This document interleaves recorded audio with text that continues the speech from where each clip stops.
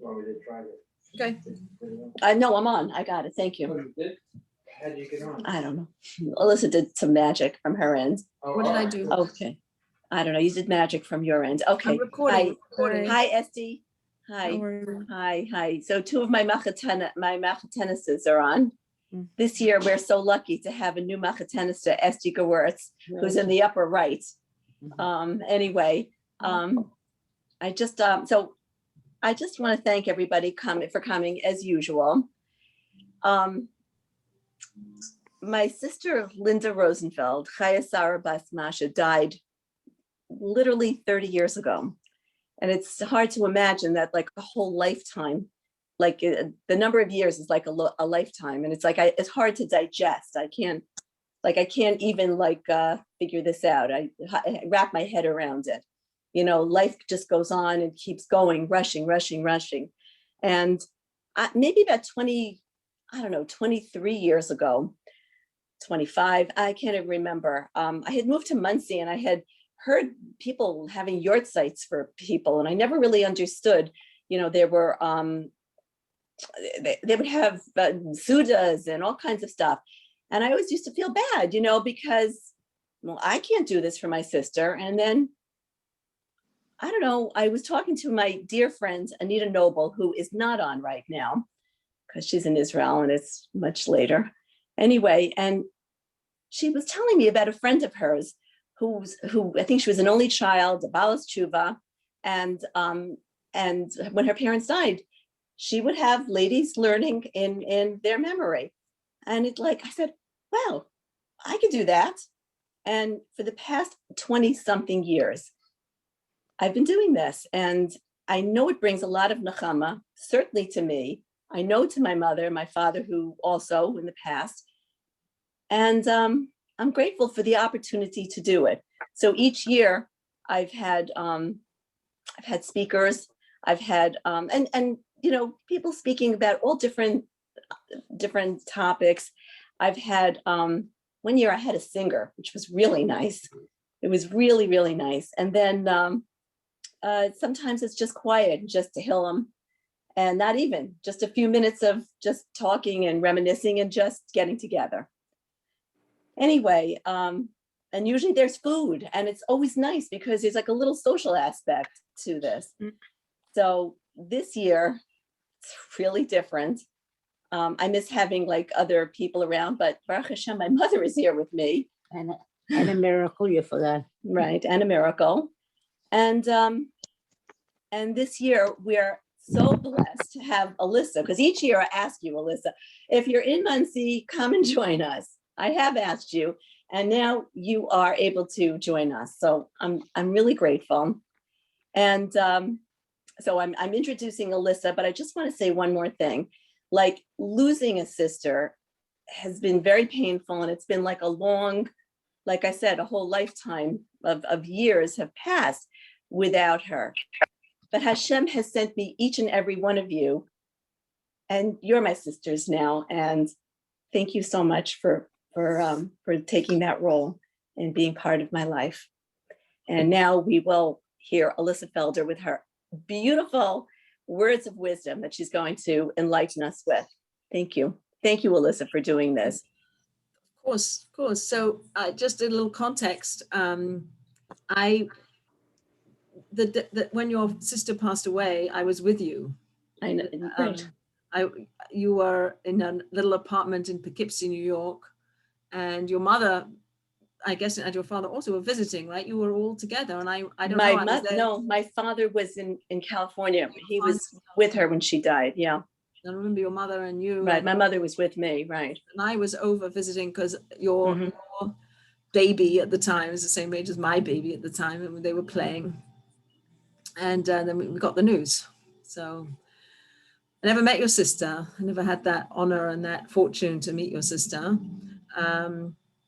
And this learning, and it's not intense, and it's not anything probably anybody doesn't know already, but there is an idea, a very deep idea, that when we increase holiness in the world because of our deceased your deceased sister, that she will get an aliyah in shemayim because of our learning, because of our coming together and speaking the words of Torah, speaking wisdom, that she gets the credit for gathering us all together. And so she should, the neshama of Chai Sarah Bas Masha should have a very, very many aliyahs in shemayim for this learning, this gathering that we're having. And it's very apropos. Here it is. It's Rosh Chodesh Adar.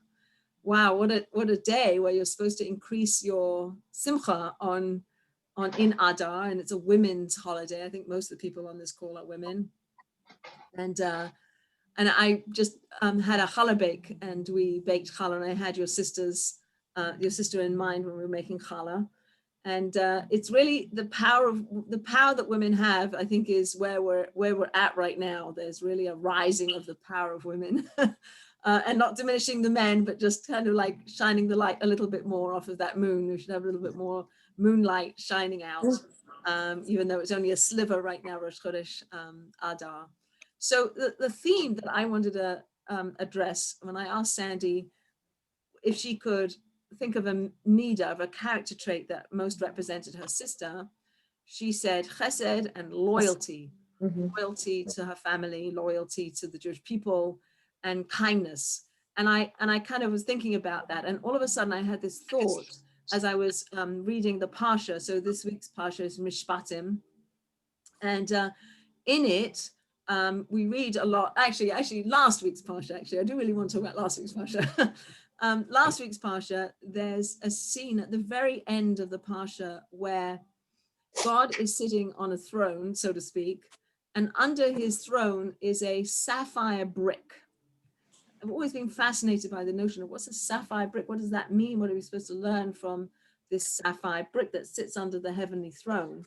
And I read something that's really interesting, that the brick was there, so to speak, to remind God of the suffering that the Jewish people were going through.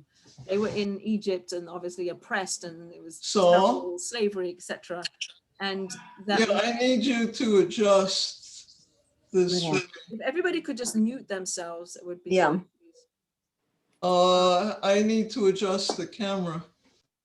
That the sapphire brick represents God being aware of the suffering of the Jewish people, right? So this awareness of other people's experience, the awareness of the suffering that the Jewish people, like, we need to know that God's with us. Like, God appears to Moses in the burning bush, like this lowly bush, and the message is, I'm with you. I, God, am going to be with you, Jewish people, through all your sufferings, through all the challenges and struggles and pain and all that we, the Jewish people, are going through. God's with us. And I think that's a really important message. And the idea that we learn from God this attribute of empathy. And that's what I want to talk about. I want to talk about empathy, because I imagine that Linda was an empathetic person, and that led her to be kind and led her to be very aware of her family and people, and this is an attribute of empathy. Hey. Would you agree, Marsha? She's asking, do you think that the characteristics of loyalty and kindness are something that describes Linda? Talking about Faye is sick. No, she's fine. It's a funny camera angle. Okay, I'll keep going. But she's falling along. So one of the places we learn about empathy is in the Mishnah. Yeah, I got it. In the 6th chapter of Pirkei Avos, it says that there are 48 ways in which we acquire Torah. And one of them, the 32nd of the 48 tools, is nosei bo'im chavero, is to be empathetic concerning the plight of your fellow. In other words, in order to absorb Torah, we have to actively share in our fellows' hardships, and then take steps to help each other, help the person who's going through hardships. And Rabbi Dessler says one of the ways in which we're able to do that is because we are given the gift of imagination. God gives us the capacity to imagine what it's like to be in somebody else's shoes. This is a tool. Our imagination is a tool to help us be more empathetic. Because when we imagine the situation, the shoes that another person is sitting in, or the clothes that another person is wearing metaphorically, then we can try to understand what they must be feeling, and inspires us to then help others and to understand how to go about it, because it's not us helping us, it's us helping the person from where they're coming from. So there are a number of places where we learn empathy in the Torah. I'm just going to point some of them out, just kind of give a context. And I want to actually give a shout out to Shelley, who sent me a little video today, which was a really lovely video, and I'm happy to share it with everybody, or Shelley can share it. But it was a video by Rabbi Zvi Sitner out of Toronto, and he told a story about a little boy who went to buy a dog. He went to a pet shop. And I might get the facts wrong, but he goes to the pet shop and the man says, well, which dog do you want? And there's like lots of dogs. And says, well, I don't really know. And the owner of the shop says, don't buy that dog over there. And he says, why not? He says, well, because that dog has a lame foot, and that you don't want a dog with a lame foot. They won't be fun to play with. And I don't want to sell you a lame dog. So don't buy that dog. You can buy any other dog, but don't buy that dog. So the little boy talks to his dad, and then they talk to the shop owner, and the little boy says, I want that dog with the lame foot. And the owner says, no, you don't want that dog. That dog can't play, that can't run, and it's not a good dog. And he says, no, I want that dog. And he says, why do you want that dog? And the little boy lifts up his pant leg, and he has a prosthetic leg. He wants the dog. Wants that dog because that dog, he understands that dog. He understands what it means to have a lame leg. So he's compassionate and he's empathetic, and he doesn't want the dog to be put down, which is the plight of that dog would have been if he hadn't have bought it. So it's just kind of bringing out that attribute of understanding another person's place, or trying to understand another place. So as I mentioned, there's this idea of God saying, I'm with you. I have this sapphire brick under my throne, so I can empathize with my people who are suffering, and to take that on board. And then Moshe Rabbeinu, when he goes out of his palace and he sees the Jew being attacked or being hit by the Egyptian taskmaster, and he kills the taskmaster, but he's protective. He owns this. The people are an extension of him. They become the embrace of Moshe Rabbeinu. Moshe Rabbeinu isn't just about himself. He takes the whole Jewish people and says, you are my family, you're my mishpacha. And when you're suffering, I'm suffering. And that attribute of empathy. And we see it in many places. I was reading that apparently the Bobover Rebbe, when he was coming over, escaping Nazis and coming to America on a boat, and they wanted to give him a candy. And he says, I can't eat a candy when the Jewish people are suffering. I will not eat, I can't get pleasure because I'm suffering along with the people in Nazi Germany. And even though I'm on this boat leaving, I can't eat a candy. Just the sensitivity of understanding how to embrace all Jews when we're all suffering. I think it also says that Rebbetzin Kotler wouldn't have sugar in our tea during the Second World War. Again, this idea of I need to change my life. I need to try to do something to help my family, to help the extension of me. It's not your problem, it's my problem, it's our problem. And I think another example of that, which is really interesting, is why it is that we go by the house of Hillel.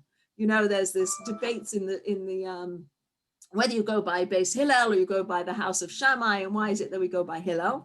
So one of the reasons why it's given by Hillel is because Hillel was able to articulate the position of Shammai, right? It wasn't just here's my position and what's your position, but it was like, I know your position also. So I'm going to articulate what your position is, and here's my position. And I think this is the way to go. But he was able to sit in the position of of Shammai and say, I know what Shammai is saying.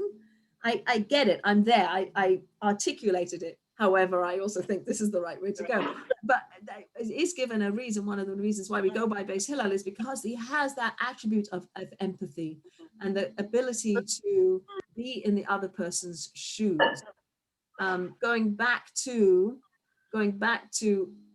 Mitzrayim, going back to Egypt, that there were Jews who were in positions of kind of being in between the Egyptians and being and the people who were the slaves, like I don't know what the term was, I can't remember.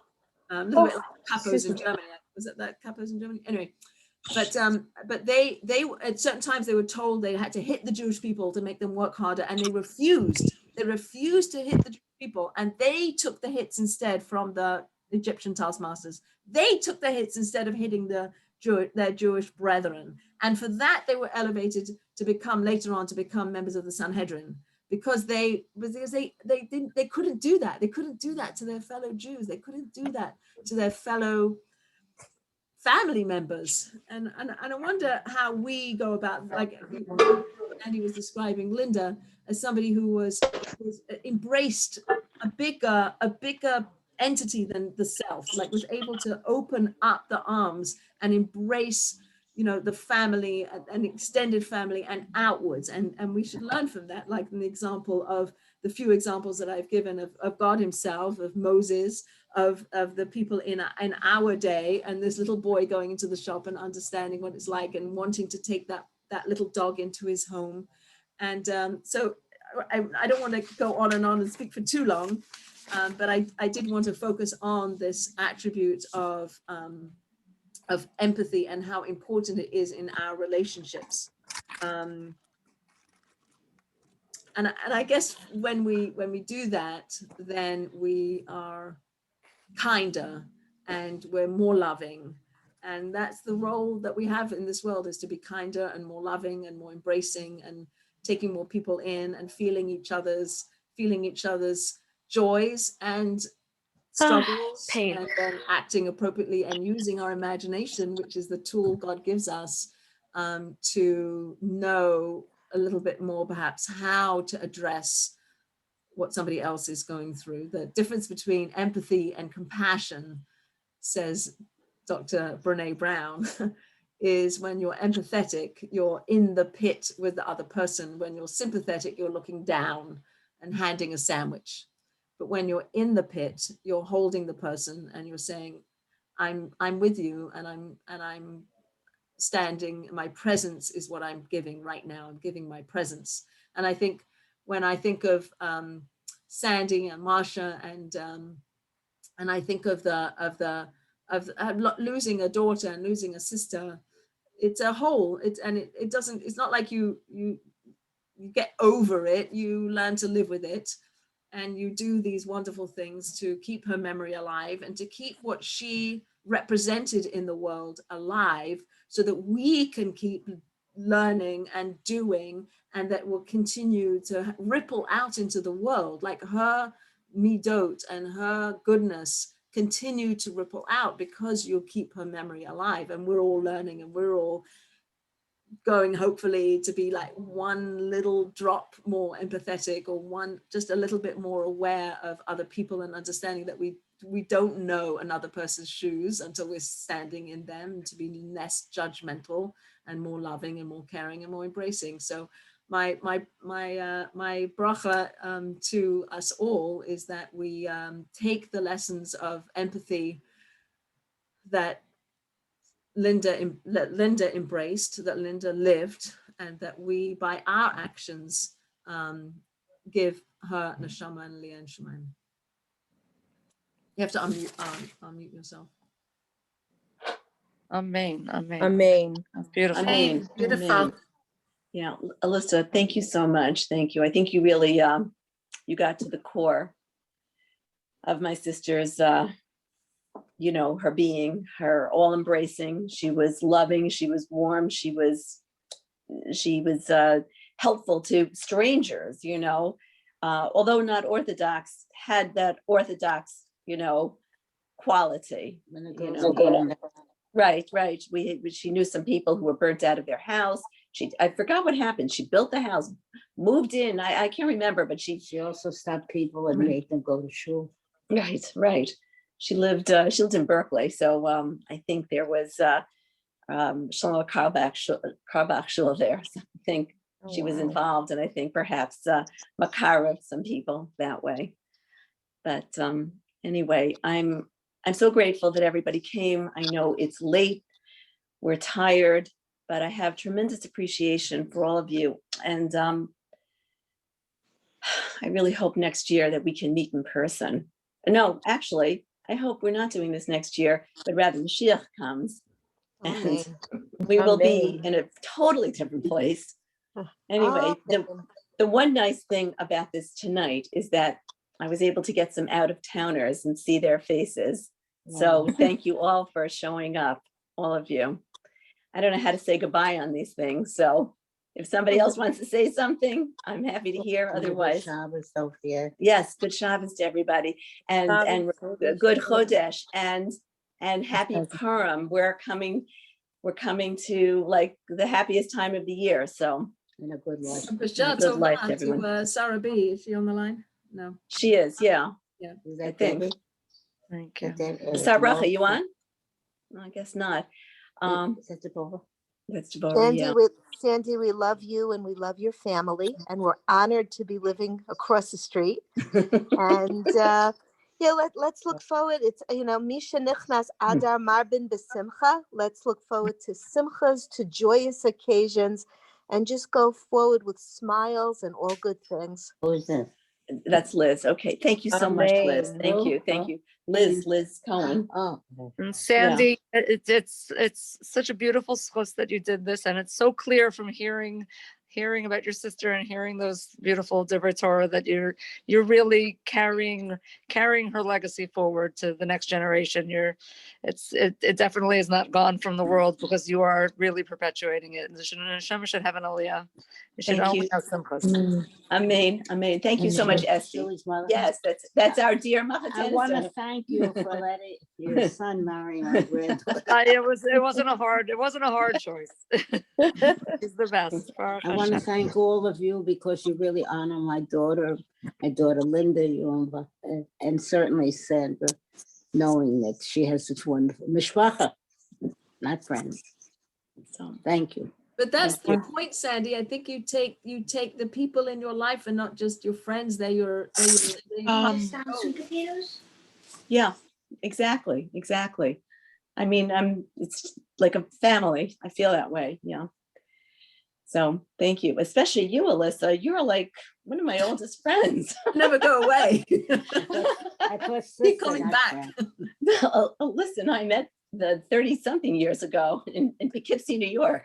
And what about Stacy? That was later even. I met Alyssa even earlier. That's right. Earlier? Yeah. A little earlier. A little. All the kids hung out together. Sandy, Yeah. I want to thank you for including me in this. And I knew Linda. Thank you, Jay. Oh, this is my oldest friend. Right. Who is it? This is a girl I know from high school. Wow. Hey, Jay. Yeah. Alyssa, I And I- called Jay to tell her you were going to be speaking. So she definitely came Who is on. this lady? Yes, definitely. And this is Robin. Linda was Ah. just a unique, Right. She knew lovely gal. Linda. And we went bicycle riding together. And, I was very close to the family when I was younger. And I just thank you for including me in this. It was really a pleasure. Thank you. Thank you for coming. Yeah, this is really nice tonight. Yeah, So it's fun very seeing different. everybody. I haven't Right, seen it's Faye really- in so long. It's so sad. Right. Hi, Faye.